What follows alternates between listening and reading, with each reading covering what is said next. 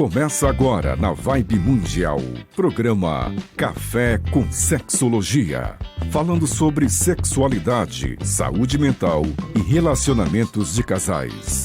Apresentação do psicólogo e sexólogo Oswaldo Rodrigues. Olá, pessoas.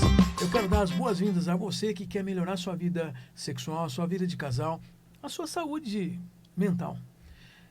Bom, vocês já conhecem o programa, sabem que nós temos o objetivo de trazer temas diferentes.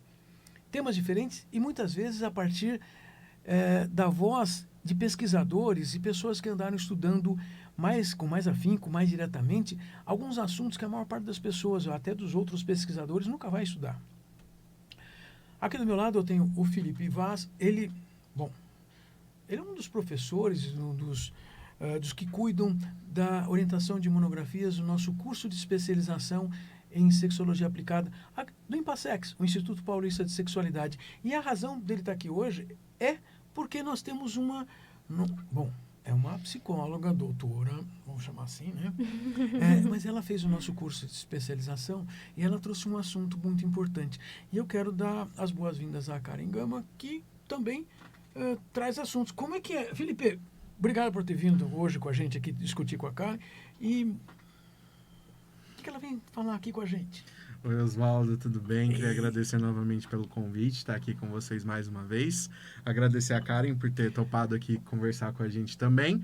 E a Karen desenvolveu durante a especialização em sexologia aplicada do Impassex um trabalho sobre objetificação de mulheres amarelas.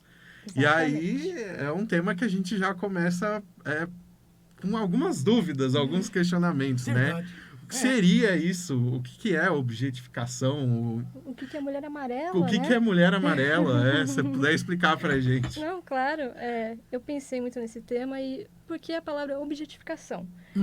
Eu entendo que a gente olha para a mulher e pensa muito numa ideia de, principalmente na visão masculina, de consumo. Eu vou utilizar dessa pessoa para obter prazer e não necessariamente olhar com humanidade. Desumaniza, coloca abaixo do outro. Então, eu entendo que uma mulher amarela, ela passa por uma série de questões raciais também, que são colocadas ainda mais nesse lugar de objeto. Por isso que eu coloquei este nome, da mulher amarela. E quem são essas mulheres amarelas? As mulheres amarelas. Verdade. Então, as mulheres amarelas, elas são pessoas ascendentes de asiáticos, principalmente do sul, do leste e do sudeste, e que normalmente têm algumas características que aqui no Brasil a gente coloca como japoneses, asiáticos, chineses, né? É muito comum rolar bastante essas confusões. Você já está contando uma coisa. A maior parte das pessoas ainda faz piadinhas de mau gosto, porque é como se as nacionalidades, as etnias, os grupos diferentes fossem a mesma coisa. Nunca é a mesma coisa. Duas pessoas são duas pessoas. E quando você já usa o termo mulher amarela, é uma qualificação, num certo sentido, de que existe uma situação de preconceito que nós vivemos no nosso país, no Brasil, e a gente vive como se fosse natural. Porque você também falou da objetificação. A objetificação é uma outra naturalização que homens fazem. Felipe, não são como é que é? São homens brancos, basicamente. Exato. E de ascendência europeia, ou pelo menos que se julgam europeus. Sim. O que se julga europeus é importante, porque tem muita gente que assim, não passaria como europeu. Exato. Em alguns outros lugares que são mais racistas do que a gente. Não sei se são mais racistas que a gente. Porque você está trazendo exatamente esse mecanismo, que é um mecanismo complicado, né? É um mecanismo que as pessoas não se dão conta até que possam parar para conversar. E é por isso que você está aqui, para trazer esse assunto. Porque se a gente não conversar sobre isso, o mundo continua cometendo erros por aí. Sim, eu acho que a nossa academia discute pouco sobre isso, até porque poucas pessoas amarelas estavam nesse meio. Então, para que falar sobre essas dores se a pessoa que estava sofrendo não estava lá para poder escrever sobre também, para olhar sobre isso? Essa é uma percepção importantíssima, assim, né? Aquilo que afeta a gente também vai ser um objeto de pesquisa, de interesse, né? Então... É mesmo! Você está falando uma coisa, Felipe, que assim, o comum era nós ouvirmos lá pela década de 1980 que o pesquisador nunca deveria estar próximo do seu objeto de pesquisa. E a gente deveria estar afastado. Não, Sim. nós sempre estamos inseridos, porque nós só podemos observar aquilo que nos mobiliza. A ciência é política, a ciência toma partido. E tem que tomar partido do certo. Certo significa, peraí, vamos observar isso. Mas, Felipe, o que te chamou a atenção no que a Karen andou estudando o ano passado inteiro?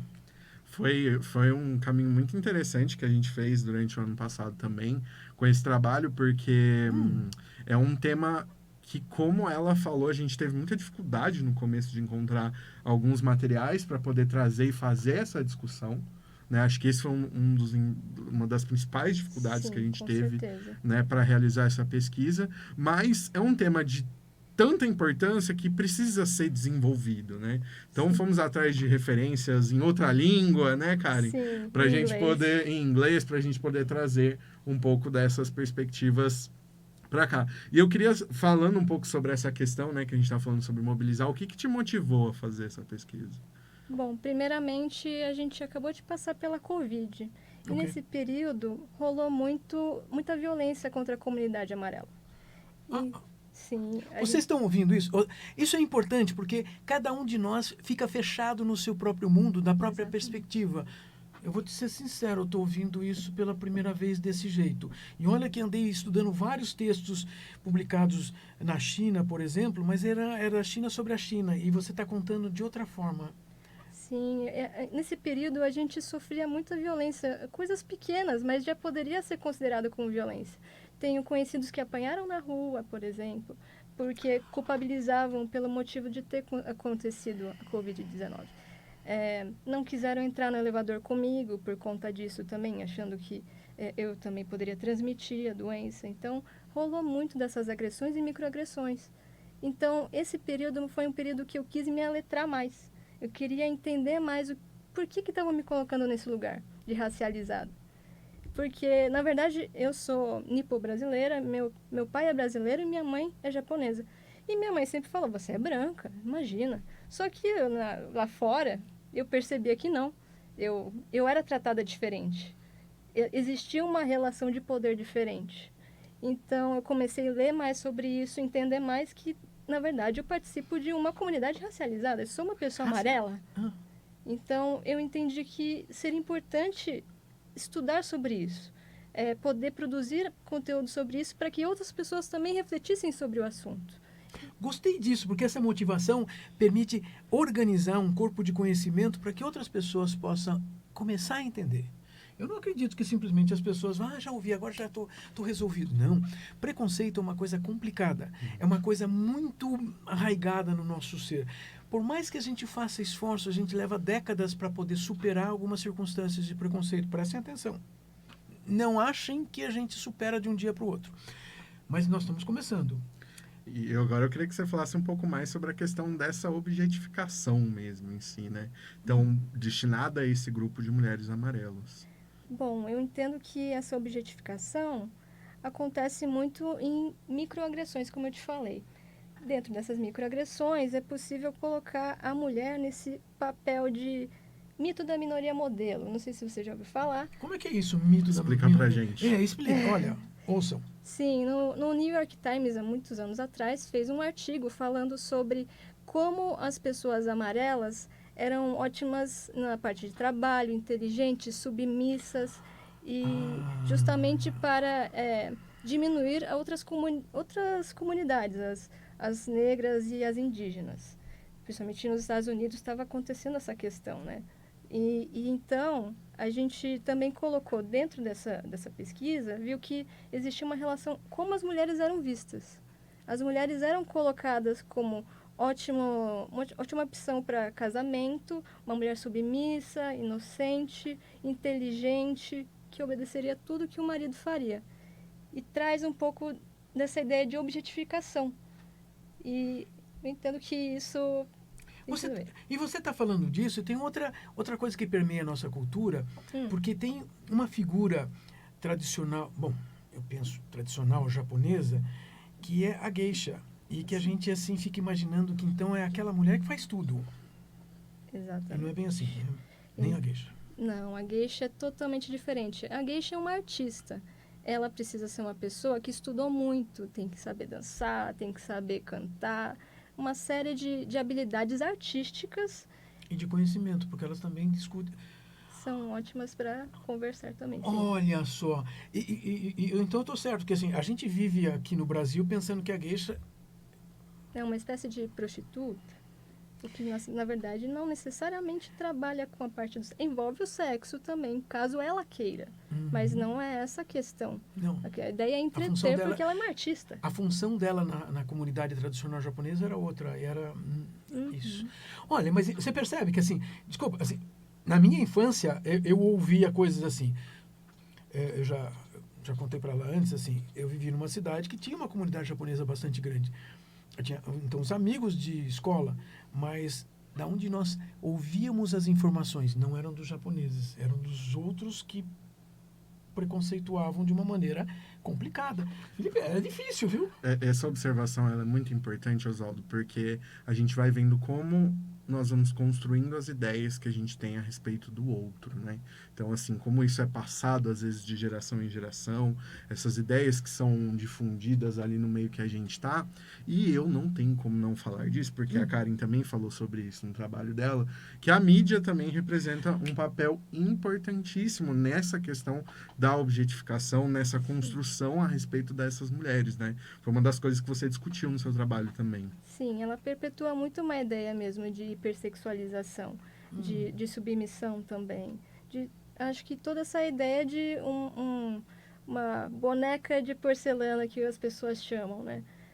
E realmente, concordo plenamente. Tem aquele filme do Memória de uma Geisha, que foi feito na verdade, o livro foi feito por um homem branco que se apoderou de memórias de uma mulher que era realmente uma geisha e colocou todo esse estereótipo de uma pessoa que realmente só trabalhava com prostituição e, enfim, foi totalmente distorcida o que aconteceu ali.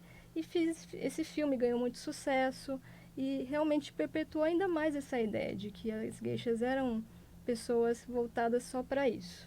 E eu acho também, né, Karen, que foi uma outra coisa que você trouxe no seu trabalho, que a gente consegue ver um pouco dessa perpetuação também nos sites de pornografia atualmente, né? Foi um Sim. dado muito interessante que você trouxe no trabalho. Sim, o Pornhub, que é um site bem conhecido, ele coloca um top 10 dos mais procurados temas, né?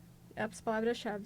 E palavras mulher japonesa, chinesa, coreana, sempre está no top 10. Sempre no top 10. É uma procura muito constante. Tá. O Pornhub também tem algumas, vamos dizer, alguns recortes que tem muito mais a ver com os Estados Unidos do que talvez com a gente, por quantidade de acessos ou possibilidades. E os Estados Unidos têm um conflito sério com as comunidades asiáticas, historicamente, pelas questões de guerras. Então tem aquele conflito, igual que eles têm com o México, né? Assim, de amor e ódio. Então, assim, a gente já guerreou, já brigou contra, mas agora a gente tem que trazer para perto. Mas é uma situação conflitante a ponto de piorar o quadro. Afinal de contas, como você está contando aí, vira uma fetichização, não porque é bonito ou que possa ser erótico no bom sentido, é porque está misturado com outras emoções não compreendidas pelas pessoas.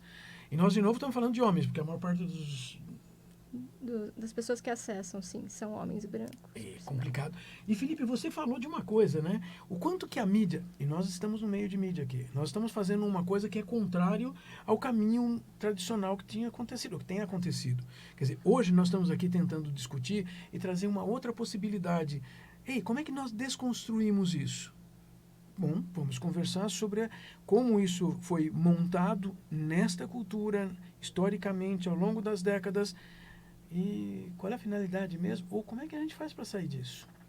É interessante também, né, Oswaldo, porque com o trabalho da Karen também foi um aprendizado muito grande de uma temática que eu não tinha muito conhecimento, mas foi muito interessante quando eu vi aquilo que você trazia na sua pesquisa. A questão do mito da minoria modelo é algo que se reflete muito aqui no Brasil também. Então, já ter vivenciado experiências como essa, né, é a superinteligência e a submissão e até uma certa introspecção, né, na forma de se relacionar e tudo mais, né? Sim, com certeza estabelece uma série de estereótipos. O estereótipo é a base de um preconceito, porque o estereótipo... Sabe o que sempre me passa a ideia de um estereótipo? É assim, a cabeça de uma criança que não consegue lidar com muita coisa, então tem que reduzir as classes possíveis a poucas classes, ou seja, então a gente cria estereótipos porque fica mais fácil lidar com o mundo. Aí só tem a noite e o dia. Já começamos a fazer uma simplificação extrema. Ora, se você está aí nos ouvindo, não passou nenhuma dessas... nesses dias de janeiro nublados em São Paulo, onde... Cadê o dia mesmo? Ou seja, nós temos que aprender a variação das coisas e o adulto tem condições de fazer isso, mas o adulto não faz porque aprendeu já a forma mais fácil, a forma infantil. Essa forma infantil nós estamos aqui brigando para que ela não seja mantida, para que adultos sejam adultos e assumam responsabilidades de começar a fazer mudanças nesse mundo de uma forma que permita que as pessoas possam viver em conjunto e a gente consiga eliminar da gente mesmo, individualmente, em nós, esses ditos preconceitos, mas é complicado. Essa é uma questão importante também, porque a gente tende a fazer essas reduções, mas a gente vive num cenário de globalização e a gente tem contato com pessoas diversas. Cada grupo ou grupos de pessoas tem suas particularidades e a gente está muito acostumado a ver o outro de uma maneira só, sem entender que existe uma diversidade de possibilidades de ser no mundo hoje, né? Sim, é muito fácil a gente reduzir o outro, né? Sim, bastante. Concordo E você está plenamente. contando disso, porque então uma parte do processo de objetificação é a redução do outro de diversas formas. E você usou um argumento da redução através de ideias estereotipadas de diversos tipos. Principalmente, se eu quero também diminuir aquele outro grupo, eu posso usar um segundo grupo para diminuir aquele. Mas eu já estou diminuindo esse, simplesmente colocando na comparação. E dizer... É um falso privilégio até, né? Colocar o amarelo acima da pessoa preta, por exemplo. Isto, aí vira uma é um triangulação. falso privilégio. E tem gente que assume, né? Cuidado com os privilégios. Privilégios servem para a gente ficar contente, empinar o nariz e achar que está sobre os outros. Esse é um complicador. Mas me conta uma coisa. Esse estudo, assim, você descobriu coisas, outras pesquisas. Tem mais gente pesquisando, então, no mundo aí? Tem bastante, mas às vezes eu percebi que não tanto quanto deveria existir, digamos assim. Aqui no Brasil eu encontrei 6 artigos dentro do período que a gente estabeleceu aqui. O que já é alguma coisa. Mas acredito que dá para produzir muito mais. Eu acho que a gente precisa de mais gente produzindo sobre isso. E eu acho que as particularidades do Brasil também, como o Oswaldo estava falando, são importantes para a gente trazer, que é algo que o seu trabalho também funciona como um pontapé aí para a gente ver um pouco mais sobre esse tema específico, né? Que é essa objetificação da mulher amarela. E eu queria que você contasse um pouco sobre como que essa fetichização também vai se relacionar com questões de gênero, raça, como que isso se constrói, assim? Boa pergunta, olha. Bom, se a gente olhar primeiro para a mulher ela vai ter uma série de repertórios em que ela é ensinada e limitada. E, inclusive, eu entendo que a pessoa racializada também vão ter outros repertórios que ela vai ter limitado, poucos privilégios. Uma mulher amarela, ela vai ter ainda mais um funil para opções de privilégios, digamos assim. Então, é mais ou menos por esse caminho. Você usou um argumento, a pessoa racializada, a mulher racializada. Quer dizer, quando um ser humano vai dizer que a outra pessoa é de uma raça tal, ela já está colocando aquela pessoa num grau inferiorizado para se colocar sobre. Porque não existe outra raça que não seja a raça humana. Todos os humanos são da mesma raça, ou da mesma espécie. Aliás, eu tenho que sempre pensar numa coisa. Todos os seres humanos na Terra têm uma variação genética muito ínfima, quando comparado, por exemplo, com outros primatas. Uma família de primatas, de um pai, uma mãe e 3 filhos, 3 filhotes, tem uma variação genética 10 vezes maior, 20 vezes maior do que toda a espécie humana na Terra. Ou seja, não, a gente ao racializar, nós estamos impondo uma classificação que é para rebaixar a outra pessoa, dizer que a outra pessoa vale menos. Não é para uma classificação que tenha qualquer organização racional. E isso é complicado, porque a gente vive dizendo essas coisas, né? Por isso que a gente tem que ficar muito atento às questões sociais e culturais, como tudo é construído socialmente, como essa imagem é passada, né? E o que isso impacta na vivência dessas pessoas, né, Karen? Com certeza, com certeza. Eu percebo no meu dia a dia como eu sou tratada de uma maneira diferente. Inclusive, é possível, assim, que eu ouvi de outras mulheres falando que, eu nunca fiquei com uma japa.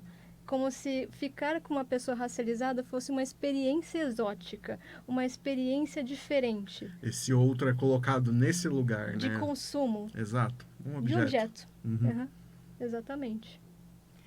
Essas são questões relacionadas às etnias, culturas diferentes, que trazem grandes problemas para o ser humano vivenciar e resolver daqui para frente. Então, nós ainda temos que enfrentar bastante, mas quando você está aqui, você discutiu um assunto, estudou um assunto, você produziu uma organização de conhecimentos para trazer aqui para apresentar. Esse é um fator muito, muito importante, porque é assim que nós humanos aprendemos a desenvolver novos conceitos, novas compreensões de mundo. Se não tiver isso, se não tiver alguém como você aqui para discutir isso, a tendência é você usou o reducionismo. Sim. Porque, assim, reduzir o mundo a classificações mais infantilizadas, é sempre mais fácil, né? Não tem que ficar pensando em alternativas, tipo, tá bom assim, só tem a noite e o dia. Não, tem muito mais do que isso. E você já pôde, trazendo esse assunto, discutir com outros colegas de profissão, por exemplo, você percebeu que, assim, pôde, ao levar essa discussão, perceber que algum colega começou a pensar, puxa, agora eu posso começar a mudar, vamos chamar assim. Sim, algumas coisas que para mim pareciam óbvias, na verdade, porque eu passo isso na pele, não era óbvio para os outros. Você usou um argumento, quando a gente passa na pele, pra gente parece ser óbvio quando a gente vai estudando, né? Porque antes de estudar também talvez a gente nem perceba. Não, com certeza não. Mas o outro que não sente isso na pele começa a notar, tipo, então tem isso e aquilo, tipo, não sabia disso. Isso principalmente para vocês, psicólogos, é uma questão muito importante, porque vocês vão lidar com essas pessoas dentro dos consultórios, enfim. Então, ter uma noção dessas particularidades, se questionar a respeito das construções que são feitas midiaticamente ou são feitas passadas de geração, aquilo que você ouvia dos seus pais, aquilo a respeito de uma visão de um outro grupo, é muito importante porque né, a gente chega com esses preconceitos e tendo essa quebra, olhar para esse assunto, para esse tema com outros olhos, né? Sim, acho que porque imagina, a pessoa já sofre tantas microagressões e dentro da clínica com alguém que era para acolher ela sofre mais uma microagressão, ela sofre mais disso, é um espaço que precisa de acolhimento, né? Então, às vezes, um letramento da pessoa que trabalha com saúde mental é muito importante. Importantíssimo. O Felipe se referiu a nós como psicólogos, porque a formação dele é em jornalismo, o mestrado dele também é na mesma área, então ele Felipe, você sabe que assim, a sua contribuição da discussão sempre nos chama para alguma coisa que às vezes passa muito despercebido para a gente. Sim. Obrigado mesmo. Olha, gente, vocês ouviram uma outra discussão muito importante. Nós, do Café com Sexologia, temos a intenção de trazer esses assuntos, porque é necessário que a gente discuta essas variações, essas diferenças, porque o ser humano tem essas diferenças, porque nós nos consideramos humanos sendo diferentes um do outro. Por isso que é necessário compreendermos, mas também compreendermos para não usar a diferença para rebaixar o outro. Não é para usar a diferença para se fazer melhor que o outro. Puxa vida, eu só tenho que agradecer a tua participação. Karen, realmente assim, obrigado por estar aqui, por despender esse tempo. Eu sempre agradeço esse despender o tempo, porque nós vivemos numa cidade que consome tempo.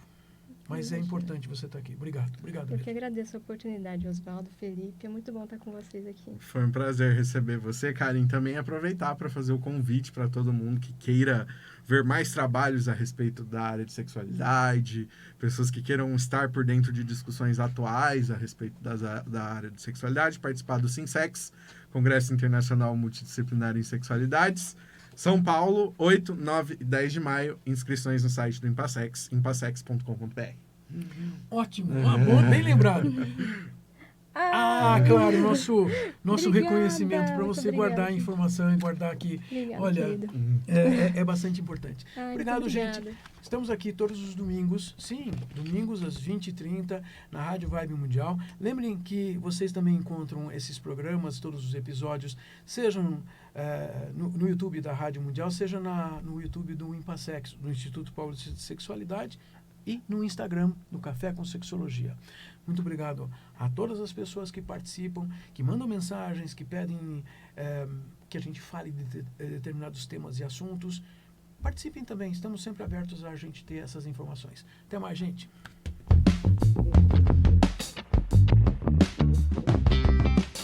Você ouviu na